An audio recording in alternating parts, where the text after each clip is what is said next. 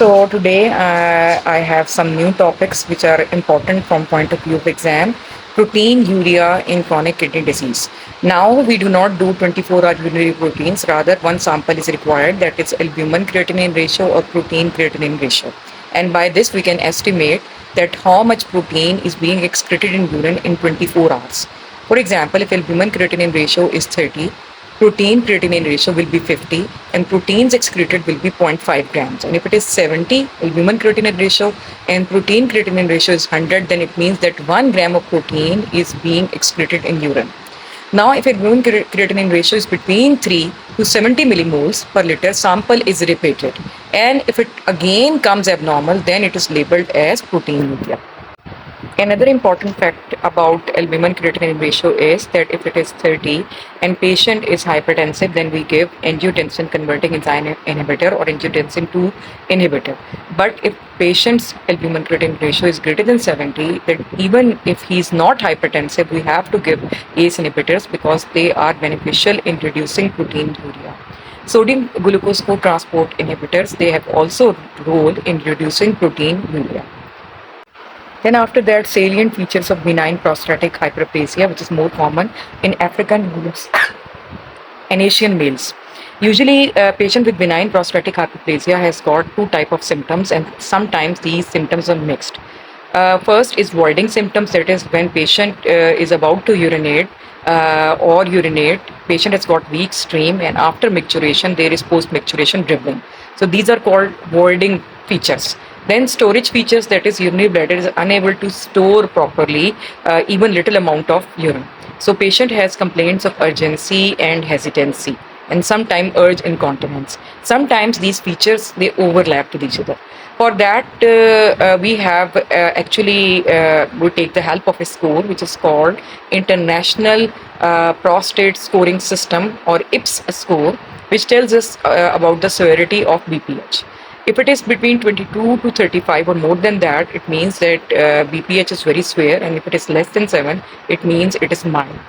Now, treatment of BPH with voiding features predominating, we give alpha blocker like tamsulosin, which relaxes smooth muscles of bladder and help in micturition. If patient does not get better with alpha blocker, we can give fenseratide, which is an anti-androgen. It actually decreases the conversion of testosterone to dihydrotestosterone, which is the active form, and hence it also decreases the size of prostate.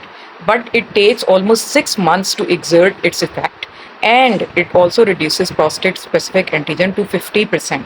But its side effects are, since it reduces testosterone, so there can be decreased libido, gynecomastia, and ejaculation and erection problems. If patient has got symptoms of urge incontinence or storage problems, we can give anticholinergic drugs. Then few important points about diabetes insipidus, in which there is decreased production of antidiuretic hormone from posterior pituitary. There are two types of diabetes insipidus. One is cranial diabetes insipidus, in which ADH is not being produced properly by posterior pituitary gland.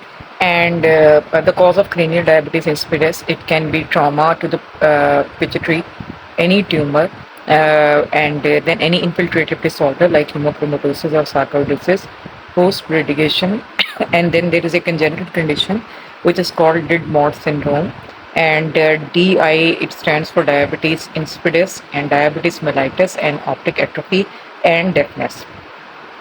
And after that, we have got nephrogenic diabetes insipidus, in which ADH level, they are normal, they are produced normally by posterior pituitary, but there is a resistance on collecting ducts to the effects of antidiuretic hormone. Most important cause of nephrogenic diabetes insipidus is genetic, and it is basically vasopressin receptors which get altered mostly in these genetic problems.